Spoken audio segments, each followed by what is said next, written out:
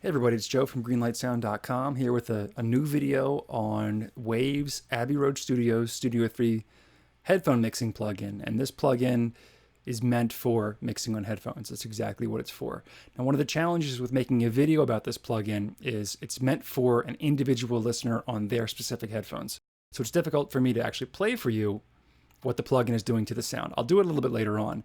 But at first, what I'm just going to do is listen through my headphones and give you my subjective opinion about what it sounds like after going through all the controls. The second challenge of this plugin is that many of us, if not most of us, certainly not me, have never mixed in Abbey Road Studio 3. So we'll have to trust Waves and the Abbey Road engineers as to whether this is actually doing what it says it's doing. We don't know for sure because we don't know what it sounds like in there. It may work anyway, but we don't know what that room sounds like. So this is all based on Waves NX technology, which is basically head tracking. You can see the little head symbol here, and if I turn my head either way, it's tracking me through my computer's camera. Head tracking along with an impulse response of the room you're in and a model of whatever monitors you're choosing, and we'll go through those in a moment. And that's meant to simulate what it's like mixing in that room rather than on headphones. One of the challenges about mixing on headphones is that the stereo image always stays the same. Whether you turn your head or not, it's going to sound exactly the same. And also, you're not getting any crossbleed or crossfeed between the channels. So if you have something panned hard right in your headphones, you're not getting any of that signal in your left ear. If you're mixing on monitors or listening on monitors and you have something panned hard right, you're going to get the majority of that signal in your right ear, but also some bleed into your left ear. So it's kind of mimicking that phenomenon that happens when you're mixing in regular monitors as well. So just to go through the controls, got a nice image of Studio 3 here. Head tracking is on here. You can actually manually do it, rotate the studio all the way around. This is also useful if you're mixing in 5.1 and 7.1, which I don't do. But if you do, this plugin can handle it and mimic it on your headphones. And facing the back of the room can be helpful if you're using those rear speakers. If you want to recalibrate it, right back to 0 there. You have studio monitor selectors here. You got the near fields, which is where most of your mixing is going to be happening on these monitors up on top of the console here. I'm not sure the exact model in Abbey Road. These I do know. These are Bowers & Wilkins B&W speakers here. These are the mid monitors, kind of have a hi-fi sound. And the mains, the big monitors, the wall-mounted ones, which have been around since I think the 70s, are out here on the wall. These are the loud ones that you want to impress clients with. Most of the mixing decisions, though, are going to be done on the near speakers, but just checking on the mid and far. Level monitor here. If it gets too loud, you can pull it down or push it up. The head tracking can be disabled completely or turned back on. You can calibrate by holding this button, by centering where you want to sit and mix. Hold that down, and it'll kind of calibrate here. You can choose what's going to work for your tracking, your head tracking. Here it's the FaceTime camera, but Waves produces a Bluetooth tracker that you can put in your head too and use both in combination. The head modeling, I haven't done this yet, but you can actually measure the distance between your ears around the back of your head, your total head circumference around top to bottom, and that kind of helps the plugin work more effectively, they say, but I'm sticking with default here. And finally, the headphone EQ. They have a list, sort of a skimpy list of headphones here. I do use these Beyerdynamic DT880 Pros, so it's nice that my headphones are on the list. But I have compared this corrective EQ with the one I actually use, which is the SonarWorks Reference 4 headphone calibration plugin, and they are nothing alike. I think this one does a much better job than Waves in terms of modeling the headphones. So I would say if you're disappointed that your headphones aren't on this list, no big deal. I would use SonarWorks anyway. I highly recommend it for headphone calibration if you're going to be doing a lot of mixing on headphones. So I have this set up on a queue, this one down here called cans.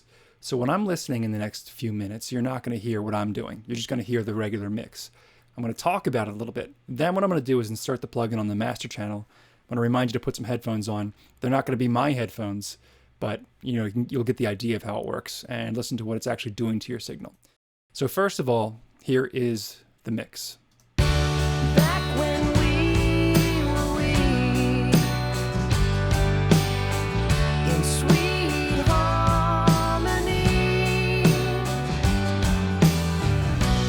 I remember last September. So what I was doing when it was playing is just turning my head a little bit left to right. And if I look at my monitors in front of me with my headphones on, there's no signal coming out of my monitors. But if I look at them, it really feels like and turn my head, it really feels like I'm getting the signal out of these monitors. It kind of does a really good job of convincing or tricking my brain that the sound's coming out of those monitors, which is pretty cool. Now I'm going to move to the mid monitors. Back when we were we. So to me, they sound much more sort of a hi-fi stereo sound. Some scooped mids, typical smiley face EQ with a little bit more low end, a little bit more crispy top end, a little scooping in the middle. And then the far monitors. Back when we were we. In sweet home. So definitely more room sound in that one, being that they're farther away. A little bit more boom and punch in there because the monitors are so big.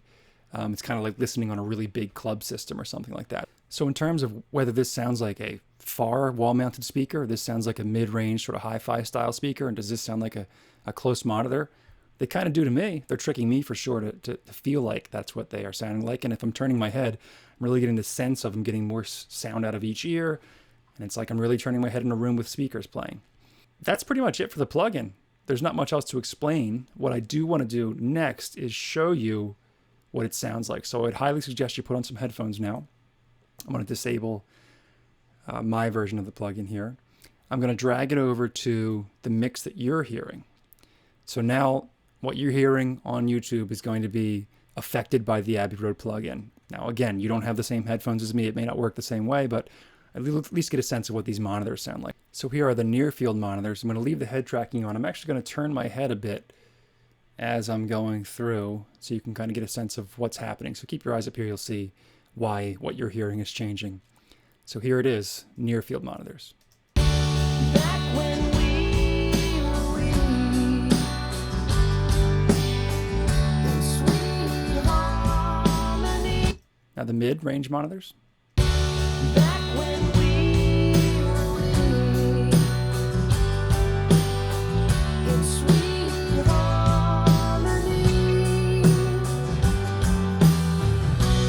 I remember. And the far wall-mounted monitors. Back when we were we. In sweet harmony. I remember. I do get a little bit of glitchiness sometimes when I'm turning my head. I don't think the head tracking is perfect when just using your, regular built-in camera from your computer. If you were to use the Bluetooth, I'm sure it works much better. I know the frame rate is much higher. I think it doubles, goes to 60 if you're using both in conjunction. So again, there it is, the Abbey Road Studio 3 plugin. My verdict is it's an intriguing and interesting plugin. I don't think you need it to mix on headphones. There are some workarounds like the Boz pan knob that I have another video about that can help with sort of the cross feed between channels. But I don't think it would hurt you to try to mix with this. One thing that you could do for sure is do your regular mix on your headphones without this instantiated, and then just try using these almost like you're switching through monitors as you normally would in mixing to try it out in different systems and see how the mix translates. So in that case, it's pretty cool. It's pretty intriguing. Hopefully Waves will do some more stuff using their NX technology and model some other mixing rooms, which would be kind of cool to hear the differences between Abbey Road Studio 3 and some other famous mixing rooms. If you have any questions or comments, leave them down below. Don't forget to subscribe. I'll see you in the next one.